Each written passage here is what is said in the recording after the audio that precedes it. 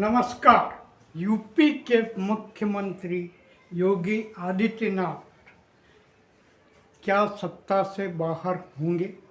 और होंगे तो उनको बीजेपी में स्टार मानने वाले लोगों के लिए एक बहुत ही बड़ा झटका होगा, क्योंकि अमित शाह नहीं चाहते कि योगी उनके समकक्ष रहें। यहाँ तक कि प्रधानमंत्री नरेंद्र मोदी चाहते हैं कि कोई भी उनसे आँख में आँख मिलाकर बात नहीं करे। इसीलिए योगी आदित्यनाथ उनको आँखों में खट रहे हैं। और गत दिनों हुए लोकसभा चुनावों में बीजेपी की हार को लेकर सारा ठीकरा गत 14 जुलाई को योगी आदित्यनाथ पर ही फोड़ दिया गया था।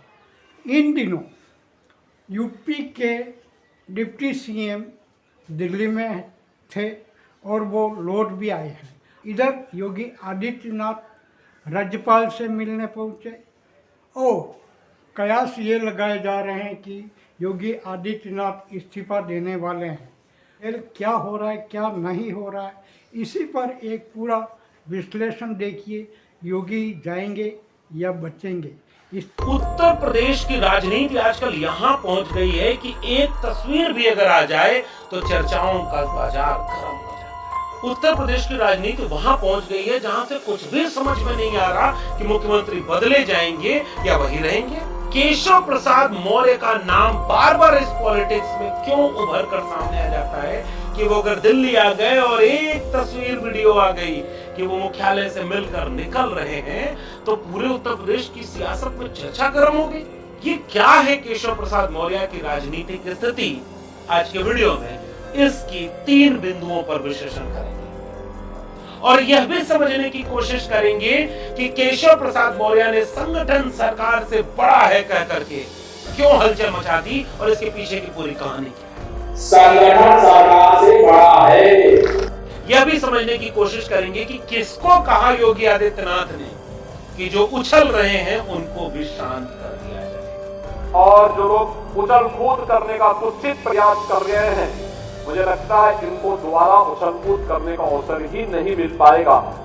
क्या वजह है कि योगी आदित्यनाथ जो कल तक बीजेपी के पोस्टर बॉय बने हुए थे अब वो मुसीबत बन गए हैं, न स्वीकार करते बन रहे हैं न त्यागते बन रहे हैं। और वो कौन सा ट्वीट है जिसको करने के बाद अखिलेश यादव ने मौका चूका नहीं, बीजेपी के भीतर के झगड़े पर भी बात कर ली और राजनीति में बीजेपी को आईना में दिखा दिया। बात उत्तर प्रदेश की है इसलिए सामान्य नहीं है, बात बीजेपी की है इसलिए सामान्य नहीं है, बात राजनीति की इसलिए सामान्य नहीं है। इसलिए आज की वीडियो में विस्तार से इन बिंदुओं का विश्लेषण करेंगे।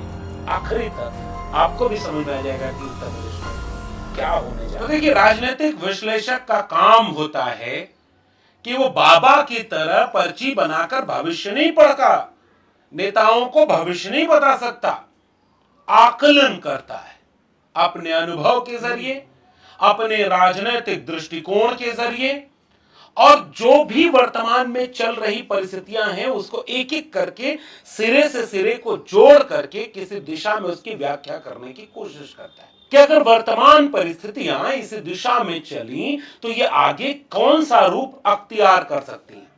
और इस तरह की तमाम चीजें उत्तर प्रदेश की राजनीति में चल रही हैं। तो उत्तर प्रदेश की राजनीति में इस समय एक बात हो रही है, दोनों तरफ से बिसात बिछा दी गई है, दिल्ली से भी और लखनऊ से भी। दोनों तरफ से रोज कुछ न कुछ ऐसा मीडिया में आ जा रहा है जिससे लगता है कि क्या होगा क्या नहीं होगा। उप मुख्यमंत्री हैं उत्तर प्रदेश के केशव प्रसाद मौर्य। तो केशव प्रसाद मौर्य के साथ क्या होता है कि वो पुराना लंबा इतिहास है, बार बार इस पर हम लोगों ने बात भी की है और इस बातचीत के जरिए यह भी समझने की कोशिश भी की कि उत्तर प्रदेश के मुख्यमंत्री को हटाएंगे तो बीजेपी में दिल्ली में बैठे लोग जो उत्तर प्रदेश के मुख्यमंत्री को बदलना चाहते हैं वो ये कोशिश लगे हैं करने में कि कौन होगा चेहरा जिससे कि उत्तर प्रदेश में नियंत्रण में चीजें रहें, जिससे कि वो योगी आदित्यनाथ को कुर्सी से हटाने में कामयाबी मिल जाए। लेकिन उनको यह भी पता चल गया है कि योगी आदित्यनाथ कोई सामान्य खिलाड़ी तो है नहीं। योगी आदित्यनाथ ने कई तरह के तर्क भी गढ़ लिए कि जिस चुनाव में टिकट वितरण में मेरा नहीं चला, कैंपेन डिजाइनिंग में मेरा नहीं चला, नैरेटिव सेट करने में मेरा नहीं चला, तो चुनाव की हार मेरे माथे क्यों आएगी। उस योगी आदित्यनाथ ने हर जिले में अपने लोग बिठा रखे हैं, अपना एक पकड़ बना रखी है, अपना एक चेहरा बना रखा है। इसलिए दिल्ली में बैठे लोगों को सब आसान नहीं लग रहा कि क्या होगा क्या नहीं होगा।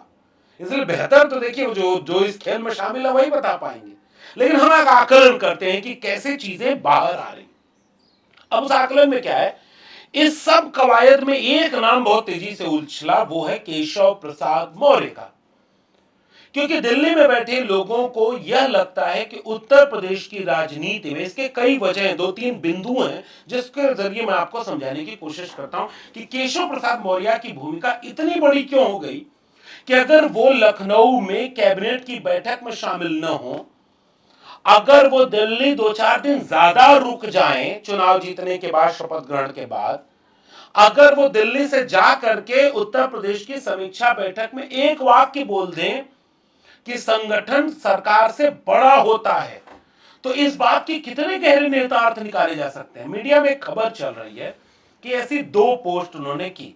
एक तो अपने ही बयान की क्लिप लगा दी अपने सोशल मीडिया अकाउंट्स पे, और ये लिखते हुए कि संगठन सरकार से बड़ा होता है। मीडिया में एक खबर चलने लगी कि उन्होंने वो पोस्ट हटा दी है, लेकिन वीडियो वाली पोस्ट, जब मैं वीडियो बना रहा हूं तो वो पोस्ट उनके एक्स अकाउंट पर है। लेकिन जो मीडिया कह रही है कि कुछ दबाव केशव प्रसाद मौर्य पे भी काम करा, लेकिन केशव प्रसाद मौर्य का एक केंद्र बन गया है। योगी आदित्यनाथ का विकल्प क्या केशव प्रसाद मौर्य बनने वाले हैं? या जो बात ये चल रही है कि केशव प्रसाद मौर्य को दिल्ली बार बार इसलिए बुलाया जा रहा है कि वो राष्ट्रीय अध्यक्ष बनाए जाने वाले हैं, ओबीसी चेहरा हैं, मौर्य बिरादरी के हैं, उत्तर प्रदेश के हैं, तो राष्ट्रीय राजनीति में उनको एक बड़ी जिम्मेदारी दे दी जाए, इसलिए वो दिल्ली आते हैं। तो ये जो वीडियो आई पीछे से कि कैमरे से निकल रहे हैं 2 लोग हाथ पकड़े हुए और केशव प्रसाद मौर्य जा रहे हैं। उत्तर प्रदेश की राजनीति यहां खड़ी है। एक वीडियो या एक फोटो या एक तस्वीर ऐसी सामने आ जाती है जिसके बाद चर्चाओं का माहौल गर्म हो जाता है। आज लगता है रणनीति बन गई। अब यहां से केशव प्रसाद मौर्य निकले हैं और जाके लखनऊ में शपथ लेने वाले हैं, या लगता है मामला बना नहीं, अब इनको समझाया जा रहा है लखनऊ में तो बात गल नहीं रही, हमारे वाली राजनीति से ज्यादा बड़ा राजनेता वो निकला, लखनऊ वाले लोगों ने दिल्ली को घेर लिया, अब आप यहीं रह जाओ। कुछ भी सुगबुगाहट ऐसे तेज होती दिखती है, और यही हुआ इस तस्वीर के साथ। तो लगातार इस तरह की चर्चा चल रही है। चर्चा के बहुत बुनियादी 2-3 बिंदु हैं कि क्यों केशव प्रसाद मौर्य का ही नाम आगे आता है। और जैसे ही ये सब हो रहा है, अखिलेश यादव मौका देकर, और वो भी आत्मविश्वास में इतने भरे, 37 सांसद हैं, 111-12 विधायक हैं, उसके बाद 10 उपचुनाव होने वाले हैं, पार्टी अपने सबसे मजबूत दौर में, ट्वीट करके चुटकी लेने और व्यंग करने और राजनीति करने का मौका क्यों छोड़े भाई।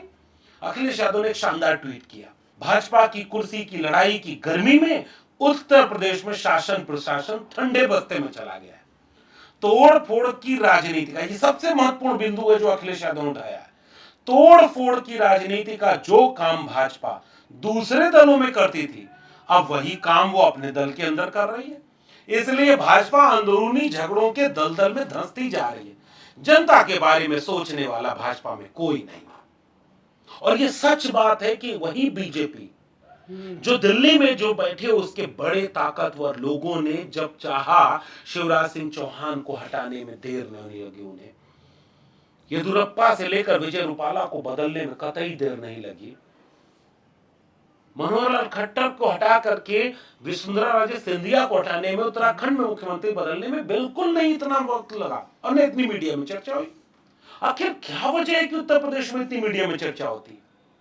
तो 2 बिंदु जो पूरी बातचीत में मैं आपसे साझा करना चाहता हूं। एक तो केशव प्रसाद मौर्य क्यों बार बार आगे करते हैं, और दूसरा ये क्या वजह है कि मुख्यमंत्री बदलने में बीजेपी की मुश्किल हो रही है, या बदल भी पाएगी या नहीं बदल पाएगी, या बदलना चाहते भी हैं या डर गए हैं। पहली बात, केशव प्रसाद मौर्य 2017 में प्रदेश अध्यक्ष थे, उनके चेहरे पर चुनाव लड़ा गया, चुनाव जीत गए, मुख्यमंत्री की शपथ लेना चाह रहे थे और तब तक मंदिर में पूजा वूजा करते रह गए और मुख्यमंत्री बन गए योगी आदित्यनाथ। उनके समझ में नहीं आया कि ये क्या हो गया। तब से इसकी बुनियाद रच दी गई है और वो झगड़ा तब से चला आ रहा है।